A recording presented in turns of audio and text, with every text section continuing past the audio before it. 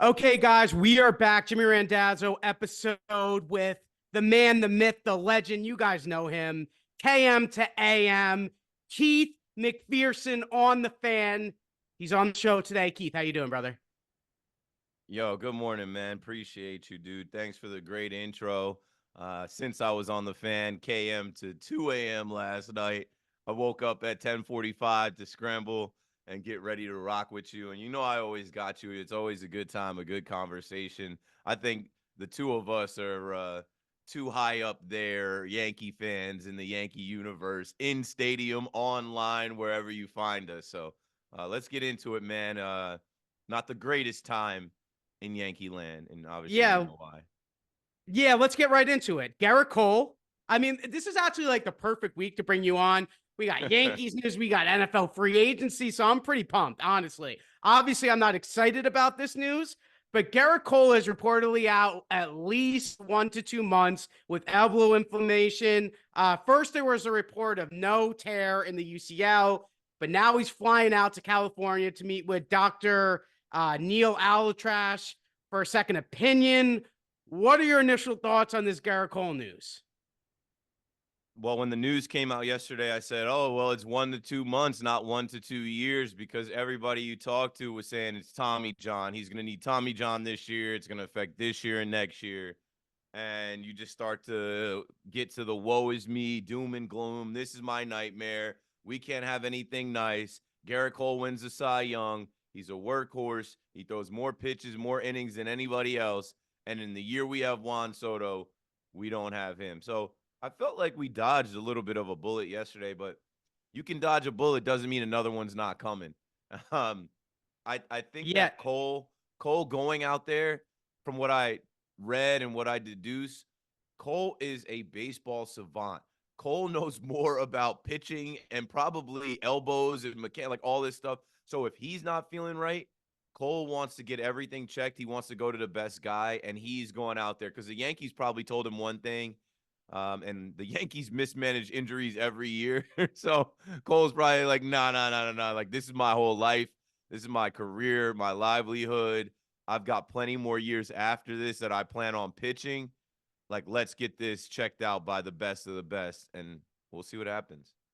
yeah, I didn't really even understand the John Heyman report. Like, I read it, then I read the Jeff Passan report, and I actually had to get some X-rays myself yesterday. So I was asking the doctor, I was like, "What does it mean to be out at least 1 to 2 months?" And he's like, "I have never told anybody in the history of mankind that you're out at least 1 to 2 months. I usually say in 6 weeks we'll see you again." So the report is Italians would say fugazi. Like, it's a report that it doesn't really have that, like, hold that much weight. I'm cautiously optimistic. I'm obviously also pretty upset right now that the reports, I mean, you probably just saw it too. Buster or Only's reporting that the Yankees aren't going to go after Blake Snell. They're not going to go after Jordan Montgomery, even though they only have Juan Soto for this 1 year. And I'm sitting here a little furious because I already bought my Juan Soto shirt. I already bought, this, that, and the other thing. And we continue to spend money on this team. And, they're worried about spending $63 million in an all in year. I would ask you, play GM for a second. Would you go out and sign Jordan Montgomery or Blake Snell?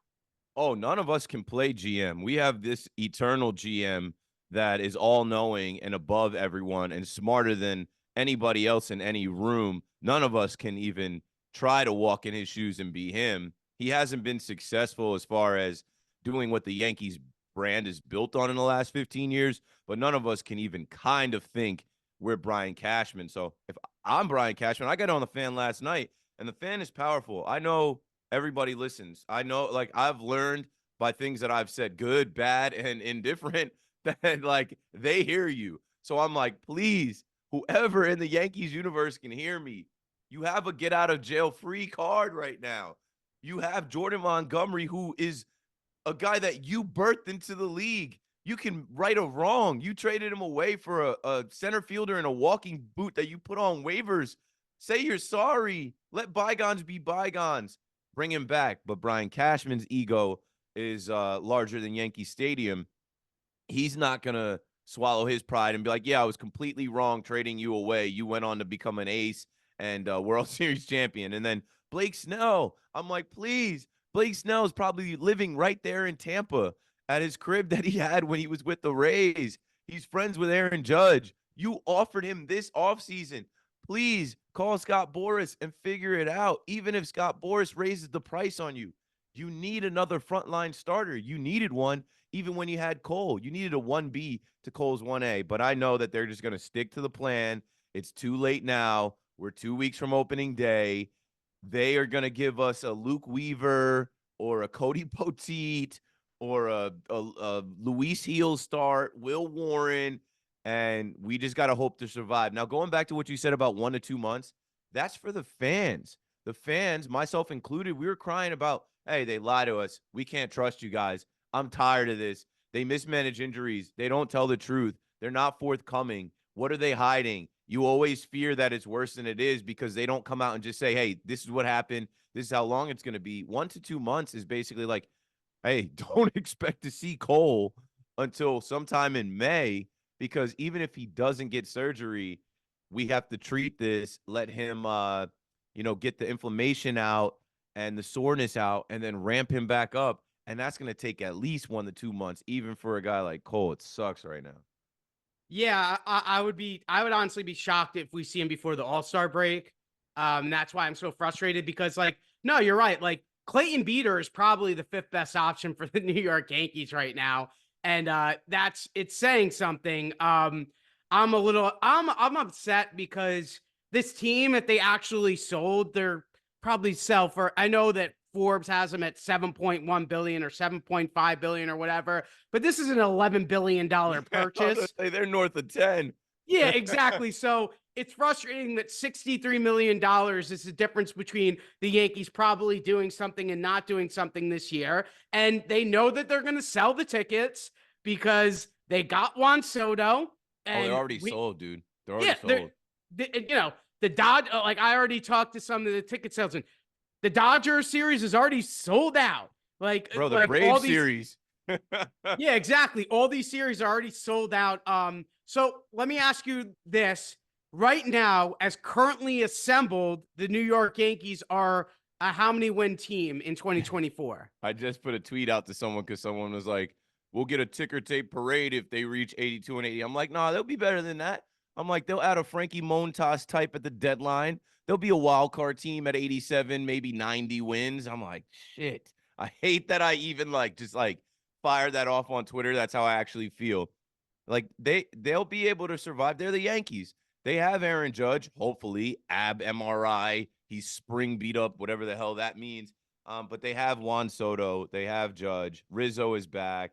Volpe's going to take a step. Like, they have guys in this lineup. This is potentially one of the better lineups we've seen in years. So if they got to beat guys 9-8, 9-7, so be it. But man, it sucks. It's like, yo, it just never comes together, right? And your fears of wasting these guys in their prime, the 2022 AL MVP, the 2023 Cy Young winner, he's 33. Judge is about to be 32. That window is going to be closed in the next couple of years, and this might be just 1 year with Juan Soto. I don't know, man. I would have to go all in. I think if you're a gambling man, which clearly they're gambling men, but they make some stupid gambles. Like, yeah, let's trade away all our pitching depth for guys that are not going to be here in a couple of years. Let's trade away all of our young arms. You got to go in. Like you just talked about 60-some million dollars because you're going to have to pay the 110%. I was doing that last night, and I'm not a number cruncher. I'm not a business of baseball guy. I know enough to understand what's going on. I don't care about a 2nd round, 5th round pick as a penalty. I don't care that teams like the Tampa Bay Rays are going to get money off of the luxury tax threshold. I care that, like, you have reinforcements. You can never have enough pitching. Hal Steinbrenner just said that himself a couple weeks ago. And you also can't sell me that Rodon, Nestor, and Stroman are going to stay healthy as they get up there in age, and they missed half the season last year. What happens when the next starter goes down? Oh, then, No, like you said, You're Then we're going to be seeing Clayton Beater. I don't want to see him at the major league level this year. Give him another, few starts in this season to really become like we're supposed to have. These are the Yankees. We're supposed to have frontline starters. Yeah, no, I mean, literally, you're echoing every single thing that I've been saying for the past few days, and it's frustrating because fans have gotten too smart almost. They know about the luxury tax. They know it's going to cost $63 million. And no offense to these young guys, like, I have 5 World Series championships. And I have friends texting me, like, what the fuck are the Yankees doing? But like the Yankees just continue to say that we want to build a dynasty. We want to build a dynasty. We want to build. How about we win one ring first? How about we go all in one time? And I have like literally friends texting me, basically drafting tweets for me because they're so upset. And I'm like, Yeah. all right, I guess I'm going to send this. Like, where is the urgency tweet? Because, listen, it's March. You don't want to, this is a marathon, not a sprint, but like, there are 2 guys out there. It would be 1% of 1%. I did the math. I am a number cruncher. It'd be 1% of the entire franchise to go get one of these guys. It's nothing. It's a nothing burger. That's really what's going on right now. And the Yankees refuse to do it. And now they're going to take they had Gerrit Cole through 190 innings last year. Now their most valuable pitcher, the person who pitched the most, is my guy, Clark Schmidt, who that is the most dependable Yankee starter right now. It's infuriating. And you're right. Stroman, Rodon, and Nestor. One of those guys is going to get hurt this year. And then we're going to start seeing Luis Gil and Clayton Beater. And, I'd rather see those guys in July as opposed to May. But that's what it looks like. And it's a little infuriating because, again, the tickets are already sold, so they're not going to do too much. Man, I feel for these kids. I know I'm old now. I'm 35. I have a son. I talk to kids on the fan that are as old as this T-shirt. This is Derek Jeter's T-shirt from 10 years ago when he retired. I still keep it in good shape because I hold on to that year. Oh man, like you said, I have 5 championships, alive for 5, baby. But the older I get, the more I realize we're far from that time. That team was built with the core 4. And they did make the right moves at the trade deadline and even adding pieces in free agency, even going back to 2009. It's scary to think that in 2009, I had just turned 21, and I was like one of my only friends and people in my college house that was 21. And I was the one going down the street. I had a good relationship with the guy that owned the bar. I was the one going down the street into the back freezer, wheeling the kegs back to our college house so that we could watch the ALDS, ALCS, and then eventually win the World Series and pop $5 champagne and spray on the ceiling. It's nuts, dude. I say on the fan all the time, I did not go to the parade because I couldn't miss football practice and I couldn't skip any more classes by the time late October, November came. But I very cavalierly thought, like, whatever, I'll get a job in the city when I graduate and I'll see 2-3 Yankee parades in the next 10, 15 years. No. Yeah. No. No, it's bad. It's bad. They are so corporate, dude. They are so business like as far as like not wanting to take a risk. And then they've made so many bad moves and like it's just bad. And like you said with Cole, we are already trying to replace, and I did crunch these numbers. Really, my boy Rami Levy on the fan crunched the numbers for me one night he was producing. We're about to try to replace over 400 innings pitched, losing Herman, Severino, King, Vasquez, Brito. Now you take Cole and add it to that, you have to replace like over 600 innings. The math is not mathing. Go get yourself a guy like Jordan Montgomery or Blake Snell. They're not going to do it because of how much it costs. They'd rather do what Cashman says. Well, we're working until it's pencils down on July 30th. They're going to see how it goes and make a move. Jokingly, I said for a Frankie Montas type. And this fan base is not going to stand for it, dude. You go to the stadium, you hear the rumblings. You're an educated fan. But majority of these fans are not educated. If the Yankees don't come out and steamroll this year, Fire Cashman t-shirts are popping back up. Fire Cashman night, they're going to schedule one for every homestand. And you know me, I wanted Boone gone yesterday, and I know that it's about Cashman, and I know that Cashman is just going to be there forever, and Yep. and I've made my bed with that. But you know, and also like I make jokes about this, like I just don't know where the transparency is with Aaron Boone. And I don't even think it's really fair to Aaron Boone because like I love my guy Brian Hoke, but he's like he has his like eyes like looking down the road. Like I like Aaron Boone probably can't have a yogurt without without getting asked questions. So I mean it's sometimes not fair to Aaron Boone, but also at the same time, I would just Part be of the like, job. listen, no comment. I would just start no commenting And these then that guys. makes it worse. Yeah, Makes yeah. it worse. I said, dude, like I'm friends with Hulk, I'm friends with Cuddy, I'm friends with like all of these reporters from Max Goodman to Chris Kirschner, because I have made it into the media in a weird intersection of like Yankees Twitter fan to like, oh wait, now I have a credential, I can come sit with you guys at the game and spring training and stuff like that. And I said, the Yankees insult our intelligence as fans. But these reporters, these journalists that went to school for how to like ask questions and write stories, they're really looking at them saying, I think you're dumb. I'm going to tell you anything. And Aaron Boone is the frontline guys. We're talking about frontline starters. He's the first line of defense for the Yankees. Here you go, Boone. Figure it out. Tell him some. Oh, yeah. Judge was only scheduled for 2 at bats. Why? What plan is Yeah. that? Like, What was that? That's crazy. It's insane. everybody else had 4, but your captain and the best hitter on your team was only getting 2 at bats at this point in spring. He's spring beat up. What's a spring beat up? Yeah, What a warming up.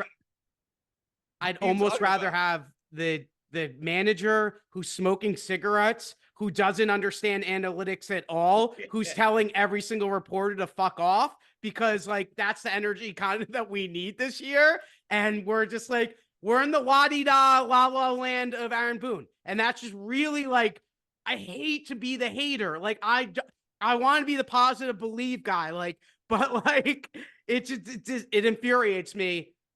You know, let's switch from the Yankees. We had NFL free agency. Yep. I need to get to this to you. I'm a Tiki Barber guy. Yeah, of I'm a course I huge am Tiki too. Barber guy. I know he's your teammate now too. Tiki was on the fan, was tongue in cheek saying, Saquon, you're dead to me. You know, as a Giants media member and former player.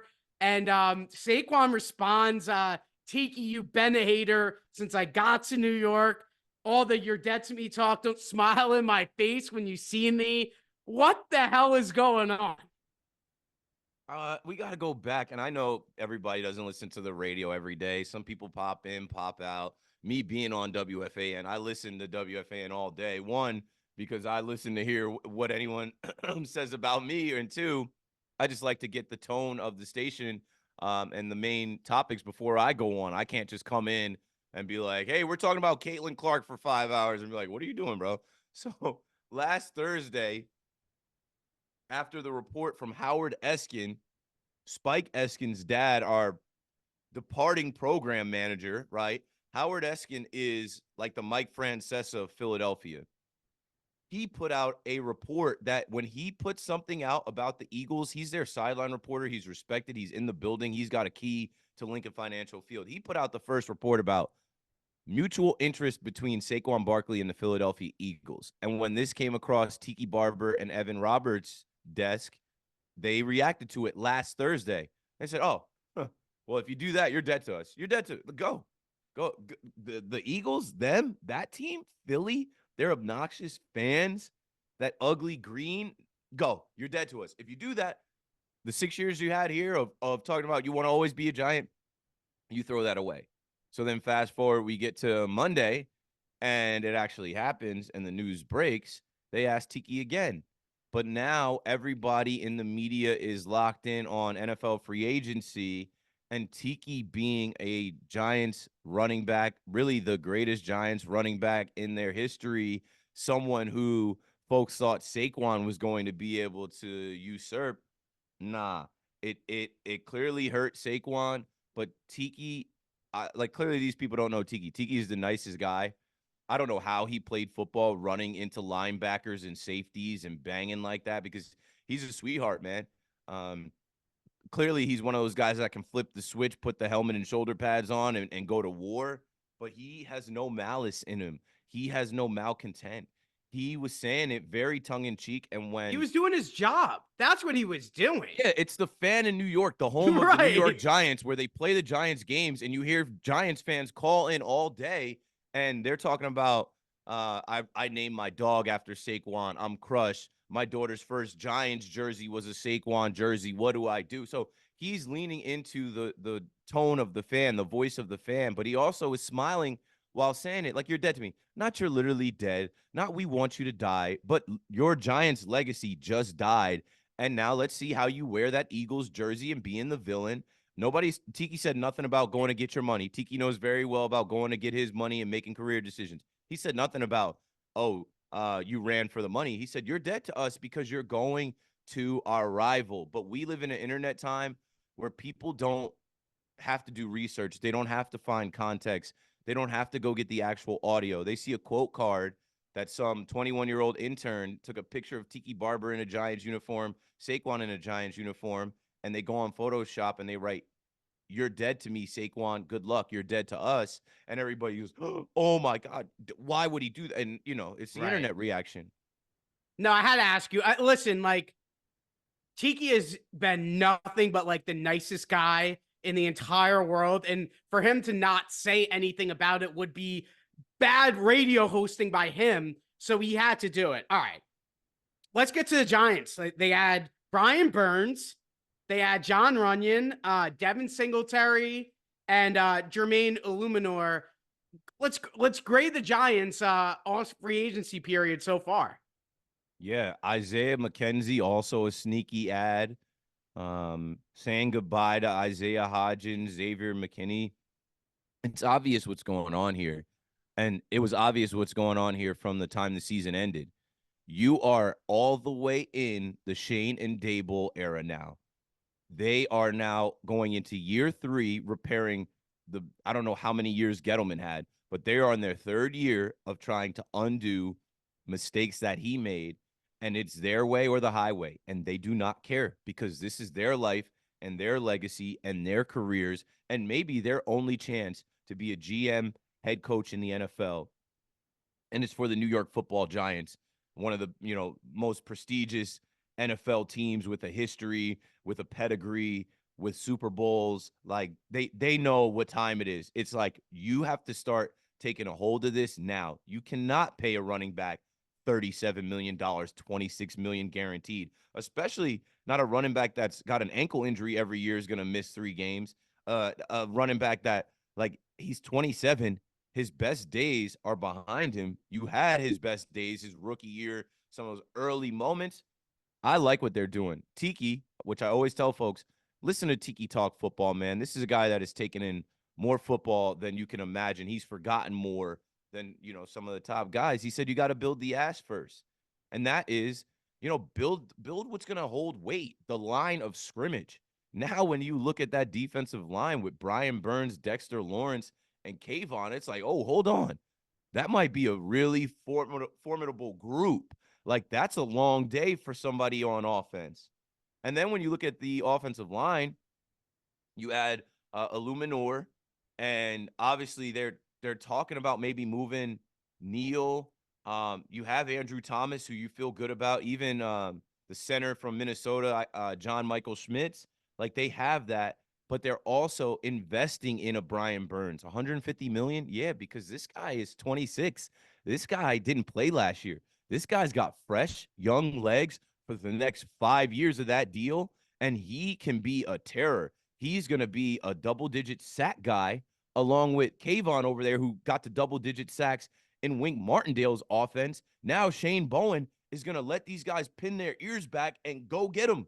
They're not dropping back into coverage. These guys are going to be rushing the quarterback. It's going to be a long day for Jalen Hurts and Dak Prescott and whoever the Commanders draft.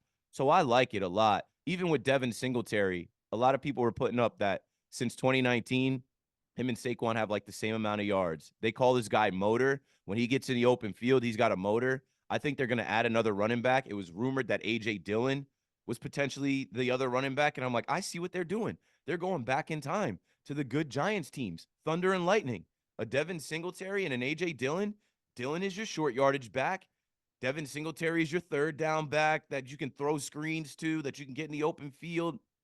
Man, they had that before. They had that with Tiki and Rondé. They had that with Jacobs and Bradshaw. And then when you're building the offensive line, defensive line, they had that with OCU Manura, Justin Tugg, Michael Strahan, 100%. So it's like they're literally they're literally going back to the formula that won them Super Bowls.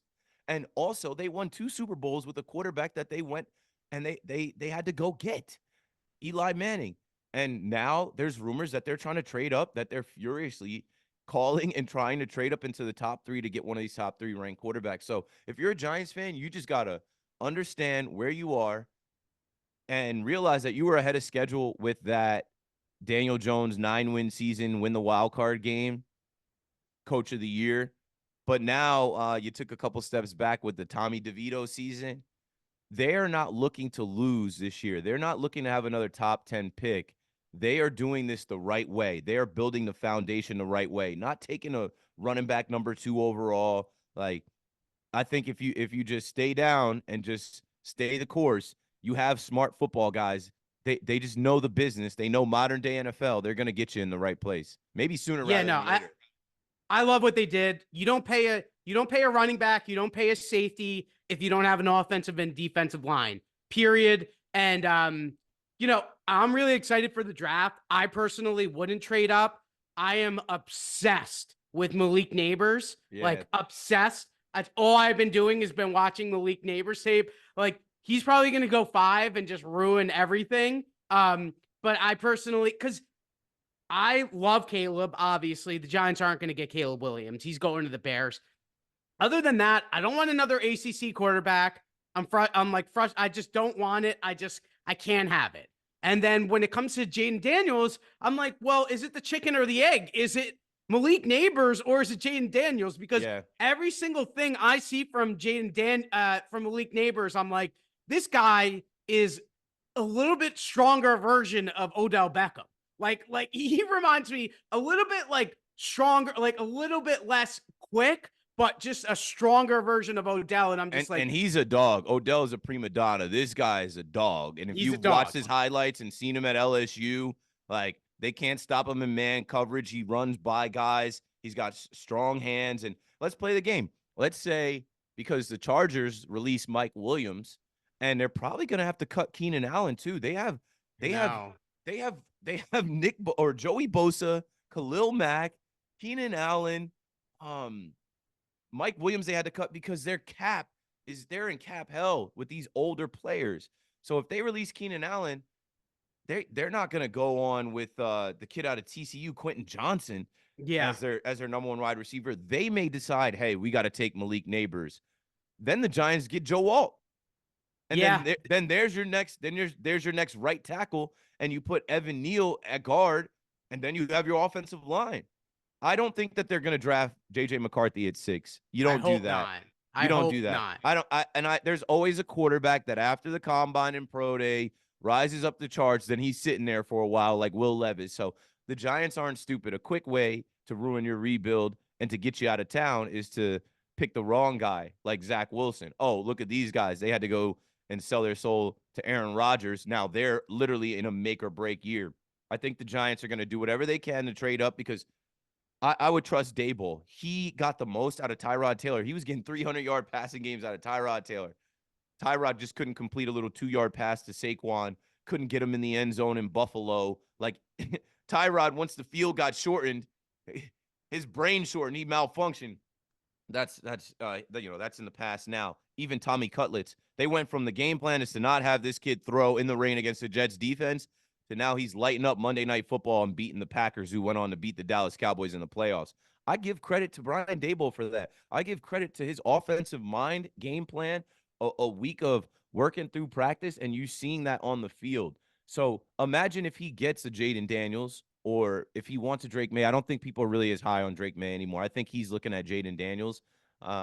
If he gets one of those guys, he can mold them from day one. You want a quarterback whisperer like that to have his own guy, but he's not a fool. If those guys aren't available, he's not trying to do that with JJ McCarthy or Michael Penix Jr.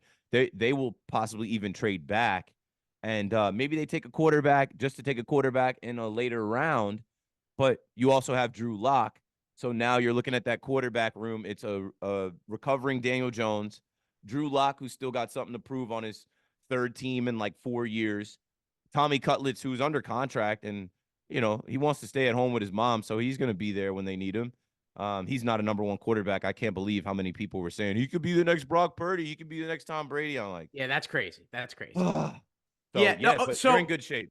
Yeah, no, I listen. I know the Giants are probably a 6-7 win team this year, and because they don't. I would just get. That's what you thought the year they won 9 games. Yeah. I no, but I like the way they're building. You build offensive line, defensive line. If you can get Malik Neighbors, then you have we have some kind of like Daniel Jones can win games. He's just never healthy. Like that's really the problem with Daniel Jones. Like I don't care. I nothing Daniel Jones at this point. But yeah, like I honestly don't think that. I think that it's Malik Neighbors or trade back personally for the Giants. I had a lot of other stuff, but I only have you till 11:45. That's how I made the meeting. So we have 8 minutes left. We'll go quickly. Running back room, Derrick Henry, graded 1 to 10. Derrick Henry to the Ravens, because I personally think that was one of the best moves in free agency. Oh, that's going to be a nightmare when they run that zone read. That's going to be a nightmare if Derrick Henry is healthy and he gets going. You could just see him now stiff-arming guys. I give it an 8 out of 10. I'm like, man, of course. I want him to be with the Dallas Cowboys, but no, he wants to win. So he might be that piece that gets them over the top because they abandoned the run in the AFC Championship. You don't abandon the run with King Henry back there.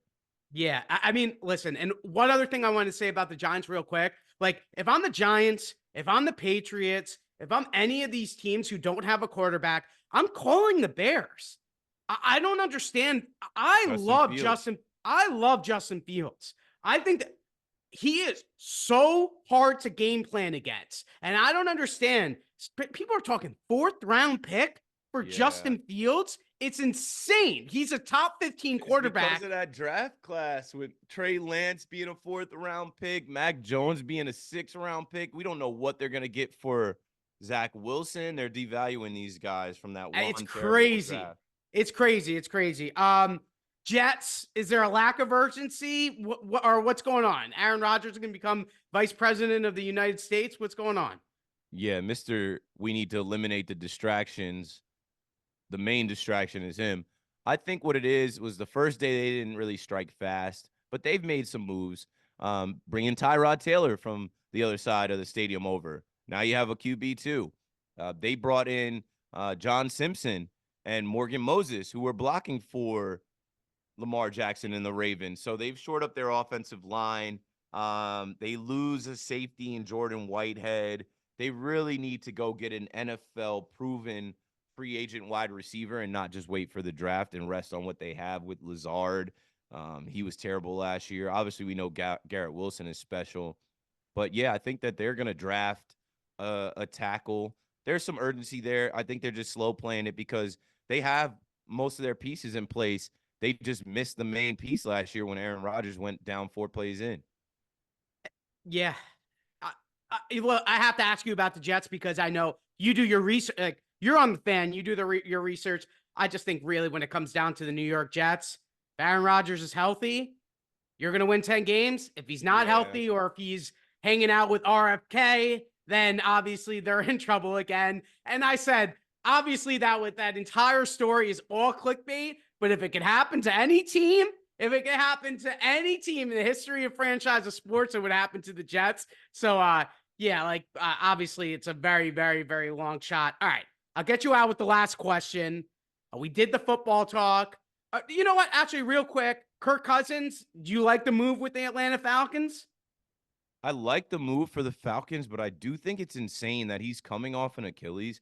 and he's able to get a 4-year, $180 million contract. This is a guy with a 1-3 record in the playoffs, and he's going to end his NFL career making $500 million. A guy that was drafted after RG3, his agent, and I think it's his connection to God, because I watched Netflix, and he's like singing church songs to his kids at night.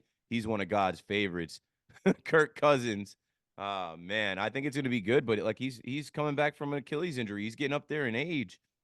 Yeah, the Um, guy shops at Kohl's and yeah, has more money than God. It's crazy. yeah, It's crazy. it is Final crazy. question for Keith McPherson, who, if you listen, if you don't listen to his radio, go to the Odyssey app. Honestly, like my favorite WFAN guy. Sorry, Boomer. Sorry, Tiki. Like yeah, listen. Those are my guys too. I got to work for Boomer tomorrow, but you know, the Mets fans are going nuts. Juan Soto, Juan Soto, Juan Soto, Juan Soto. Will Juan Soto be a Yankee in 2025? I think so. And I think especially if this is a year where we feel like we missed something without Gerrit Cole. This is a guy that looks the part in the pinstripes. This is a Dominican guy that has not even felt the Bronx yet, but like all signs point to he's at home. He's finally hit the team that he belongs with. And I just know how the Yankees roll. They're going to roll out the red carpet for him and his family. He's going to get to see and experience things in New York City that are just high level luxury, first class. And just to think that these Mets fans still believe Steve Cohen can buy anyone when they're like 0 for 4. Like you couldn't even keep DeGrom. Worry about keeping Pete Alonso. Why would Juan Soto want to go over there? Oh, because you have the richest owner? Sure. But there's a lot of guys leaving money on the table. I think Juan Soto is going to love playing in Yankee Stadium. He's going to love playing for the Yankees. And the Yankees right now saying we're not going to go spend that extra money on Blake Snell and Jordan Montgomery. That's because they have the future in the mind that, like, yo, this guy's going to cost $550 million. Like, yeah, I think Juan Soto stays with the Yankees. It's just like once you get to the top, like there's no, it's your dream job. You love baseball. You're playing for the Yankees. Where else do you want to go? To the Mets and put on a blue and orange jersey? Nah. Keith McPherson, you really are the best. We appreciate you. Keep on killing it. Hardest working man in sports. Guy does it all. Thank you so much for coming on. Thanks, man. You know I appreciate you, bro. We'll catch a game together this year. Keep grinding, keep doing your thing. I always got you. And yeah, like not too many people that set an alarm and wake up to do their show. So you're one of them ones, man. We go back some years now, and I'm hoping it's a good year. Last thing I want to leave your audience with, I'm like, this guy's connected to Gerrit Cole. He went viral trying to tell Yankee fans, this is Gerrit Cole. And when I first saw the video of him, I'm like, this guy gets it. This guy is trying to pump up the stadium. He was in much better seats than me, but I'm doing that in the cheaper seats. And I'm like, come on, we got to bring it. And now, fast forward all these years, the Yankees have Gerrit Cole, but they don't actually have Gerrit Cole. And the season's in jeopardy a little bit. Thank you. You're the best. Talk soon. Thanks, dude. Peace.